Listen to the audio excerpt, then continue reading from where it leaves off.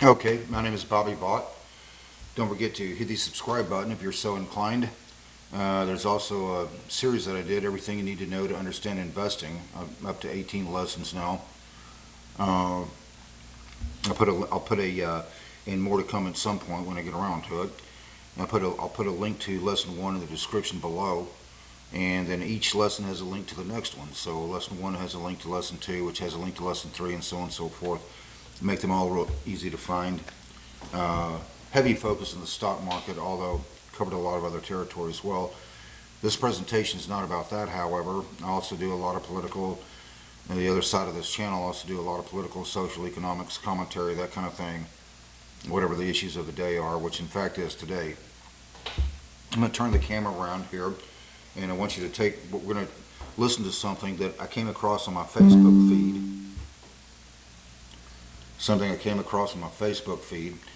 And it's something that I knew had already been debunked, but I mean, here it is again. And it had to do with a misinformation quote that Benjamin Netanyahu, Bibi Netanyahu, said that he never even really said. But let's turn the camera around and take a look and listen to it first, and we'll make comments on it, okay? So this is what came up on my Facebook feed.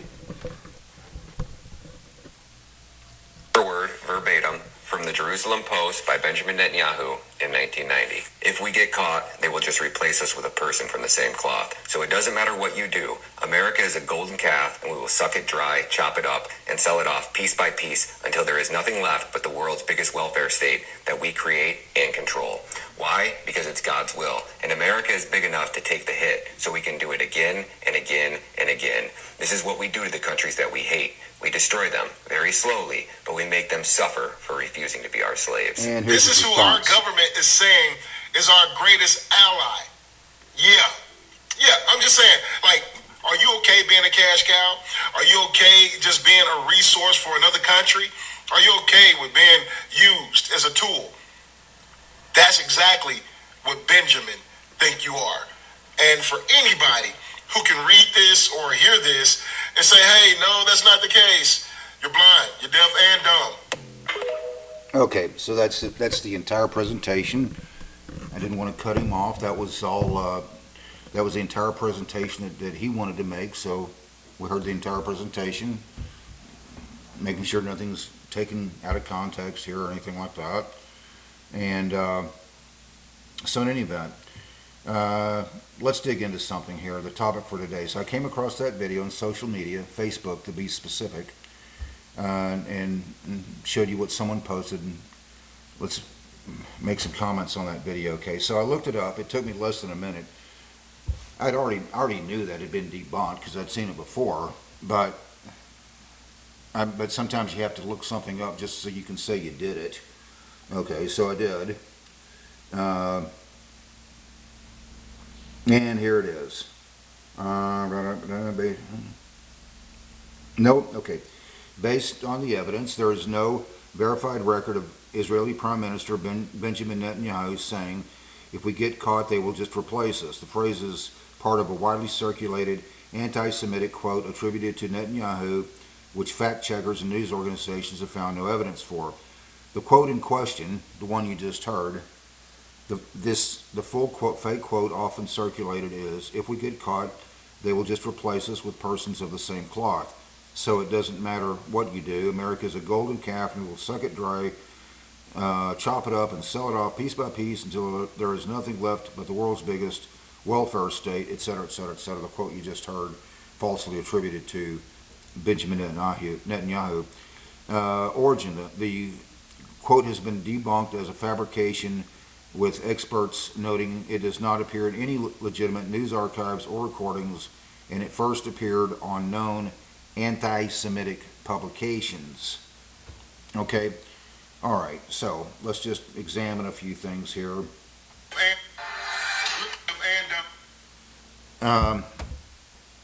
Okay, so just to kind of finish the story, by the way, so I was pointing this out to this guy who posted this misinformation, and just showed it to him. He doesn't delete it. He just leaves it out there. And in fact, he even went so far as to and turn around and so I was making these comments to this in his feed on his video, and making the point in the comments section, this is misinformation. I was very careful to point out to him that I was trying to dispute this with a very soft voice, kind of the voice that I'm using now, because people sometimes when you're writing, like in somebody's, making comments to somebody's post or something, they in this sharply divided country, people often make the mistake of they automatically and erroneously assume that you're disputing this with a loud voice, which I really wasn't.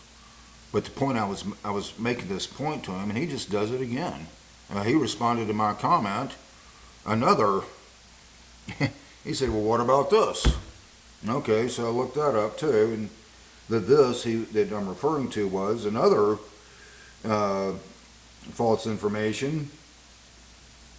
Has to do with a guy by a very prominent Jewish person by the name of Harold Rosenthal, who he claims said, quote, most Jews do not like to admit it, but our God is Lucifer. Well, it turned out, so that was his response to my comment, so I looked that up. No, Harold Rosenthal did not say that. The quote is widely considered a fabrication from a fake interview published after his death. Yeah, how convenient. So he died in 1976, and the misinformation came out in 1978. How convenient. Very easy to misquote somebody when they can't, that person at least can't dispute it because they're dead. But in any event, the statement most used in, and this is the quote that guy responded to my response, so to speak. The statement most Jews do not like to admit it, but our God is Lucifer, originates from a pamphlet titled The Hidden Tyranny. Source: the pamphlet claims to be a transcript of a 1976 interview between Rosenthal and Walter White Jr. I don't know who Walter White Jr. is. I'm not going to look it up. Probably not material enough to the point I'm getting at here. Authenticity. The ADL, Anti-Defamation League, and other researchers have identified the interview as a forgery. It was published in 1978, 2 years after Rosenthal was killed in a terrorist attack in Istanbul. Go figure. Purpose. The document is recognized as anti-Semitic propaganda designed to promote conspiracy theories regarding Jewish people. Okay, so just a little synopsis there of what happened. So he first put something on his page that's already been debunked, and then I respond to it. His response is just to do another false quote. This time, his response to my response is just to do another false quote on this Harold Rosenthal. So, social media is largely a misinformation war, unfortunately. And I'm sure I'm not the only one who's noticed.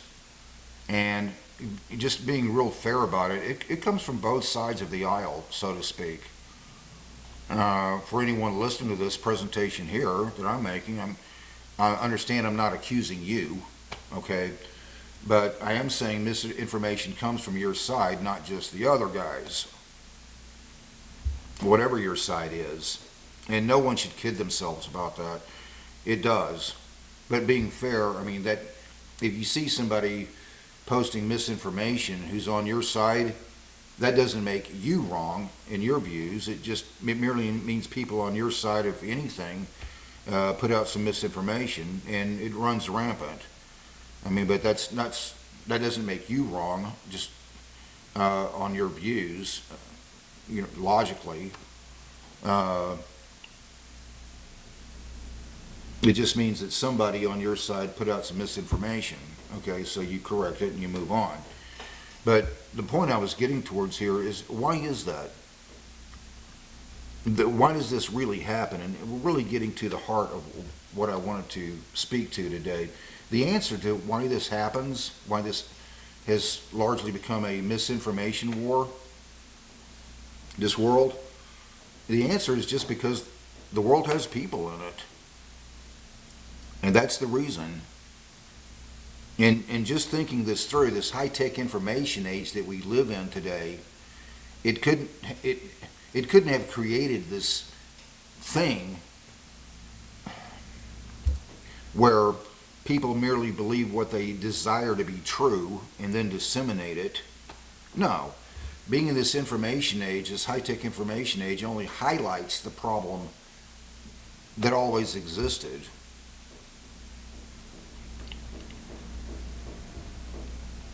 People take their misinformation and now they just put it right out there. They put their name on it, as that guy did, for the whole world to see. It's like, okay, here I am. Here's my information, my misinformation. I'll put my name on it. Everybody take a good look.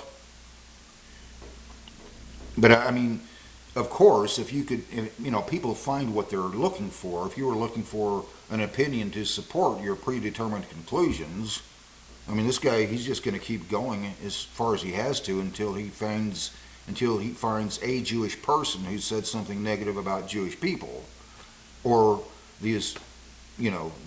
or Israel. Okay, he's just going to keep going until he finds whatever he's looking for to support his predetermined conclusions. But this is what I really wanted to get towards, or trying to get towards. Socrates, he said, listen to your inner voice. And by the way, when I responded to this person in the comments section of Facebook, I went out of my way. I think I said this already. I don't exactly script these things, but I went out of my way to emphasize to him that my response to him was with a soft voice, like what I'm speaking with now. It's very difficult to do in writing because people just sort of automatically and erroneously assume you're writing in a response with a loud voice, which wouldn't be the case there. But in any event, back to Socrates. Socrates said, listen to your inner voice. And so as I was asking this person who posted this in the comments section of that video that we just saw, asking that guy without judgment, is this who you want to be? If so, okay. I mean, do you wake up, does a person wake up years from now and just go, okay, wake up maybe years from now when most of his life, when most of a person's life on this here on earth life is behind you, and think, this was my contribution to humanity. I spent my life disseminating misinformation, trying to get people to believe what I merely want them to believe, what I merely desire to be true. That was my methodology for making the world a better place. Well, good luck with that. I mean, if that's what a person's inner voice is telling them, well, I guess, by all means, go ahead then. I mean, it wouldn't seem to me that's really a good method for making the world better, but that's just my inner voice. Yeah, if this is all the world has come to, a misinformation war, we all lose. Nobody will win that war, no one. Because the people who chronically put out misinformation against you, yeah, they make you lose. But what they're not cognizant of is they make everyone lose, including themselves. If there's no place positive for the world to go from there when everything has just become a misinformation war. Immanuel Kant, his law or rule perhaps had to do with universality. I took a philosophy class way back when. My degree was not in philosophy, it was in business finance, but I needed an elective to fill a degree requirement, and I looked at this class on the little thing there on what was being offered, and I went, yeah, that looks interesting. I needed an elective to fill a degree requirement for my business finance class, and that looked interesting. I said, yeah, okay, well, I'll take this then. So I still remember that class. I could hardly remember everything about it. I'd have to go all the way back to 1993. But, I mean, there were certain things that stuck out in my mind. And so, yeah, Kant's law of universality already had a pretty good idea of it, but also looked something up just to make it easier for me here, something I could read. Kant's formula of universal law, part of his categorical imperative. In other words, his categorical imperative, in other words, do this, or we're all screwed. Okay? I mean, this is an imperative, according to Kant. He states, act only according to that maxim where you can, at the same time, will that it should become a universal law. It tests if an action's underlying principle can be rationally adopted to everyone without contradiction, ensuring moral duty over personal inclination. Key aspects of the formula of universal law. Definition: a maxim, personal rule, is moral only if it can be imagined as a universal law of nature governing all people. Let me repeat that. Listen to this carefully. Is moral only if it can be imagined as a universal law of nature that governing all people. It's not talking about government like top-down government. It's just kind of a bottom-up approach governing all people. Okay. The test regarding universality. One must ask if a world where everyone followed their maxim is logically consistent.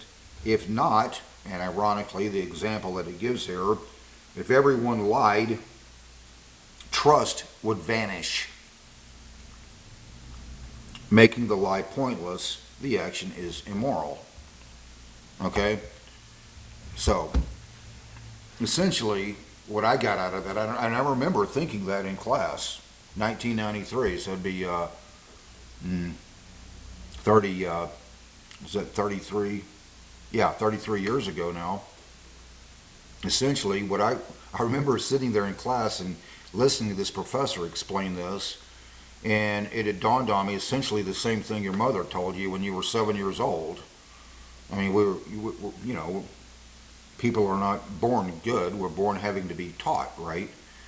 So it wasn't a moral judgment on the part from your mother, but she would see you mess up, and she knows you have to be taught, and she would ask, now what if everyone did that? That is essentially Immanuel Kant's law of universality. Well, what if everyone did that?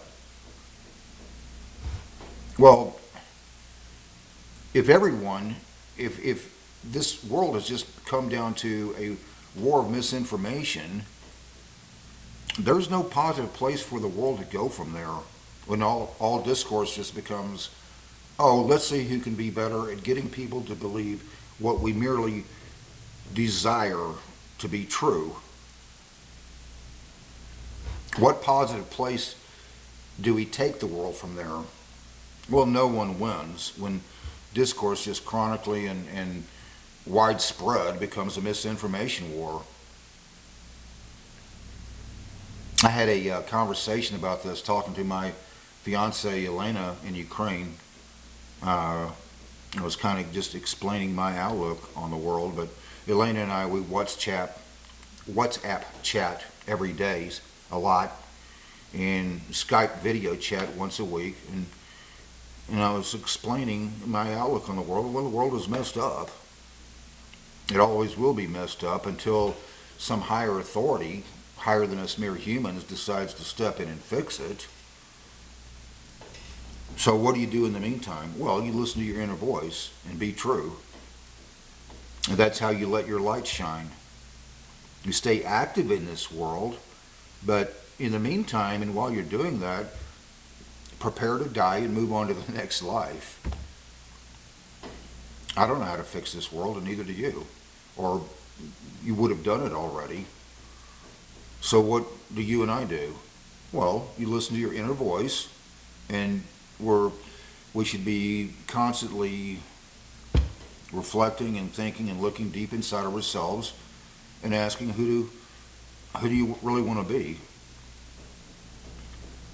Because neither you nor I are that higher authority who can fix everything. And by the way, I wasn't always like this. I had to grow. And when I say that, I don't mean to imply that I've really arrived yet either. I haven't arrived yet. I mean, I'm not that naive to think that's going to happen in this here on life earth. In this here on earth life. Okay, I'm not naive enough to believe that's going to happen, that I'm ever really going to arrive in terms of ethics and all of that. No one does. But in any event, I mean, so you do what you can in this world, and then, but you should be constantly looking inwards towards yourself and trying to continuing to grow. Okay, and then you die eventually, and you just move on to your next life, and that's it. That's not a pessimistic view of this world. It's just recognizing the tragically comical reality of the world that we live in. It has people in it. But the main point I really wanted to say was, and just to, kind of emphasize it a little bit. I mean, you cannot make this world a better place by disseminating misinformation. You might think you can, but you can't. You'll make it more messed up for reasons just explained. It doesn't fit Immanuel Kant's law of universality. When you disseminate misinformation, you lose. The people you're attacking loses, and so do you. That's what that guy needs to become cognizant of. That guy in that video that we were just looking at. And he probably thinks he's making, I have no doubt, he probably thinks he's making the world a better place in his own mind. But good luck with that, for reasons just explained. If that's all we're about, is becoming a misinformation war, or part of it, we all lose. In any event, I'm going to leave it right there. Don't forget to hit the subscribe button if you so choose. There's also that series that I did, Everything You Need to Know to Understand Investing, if you're interested. And I'll just leave it right there. And until next time, hope life is treating you well. Have a great day.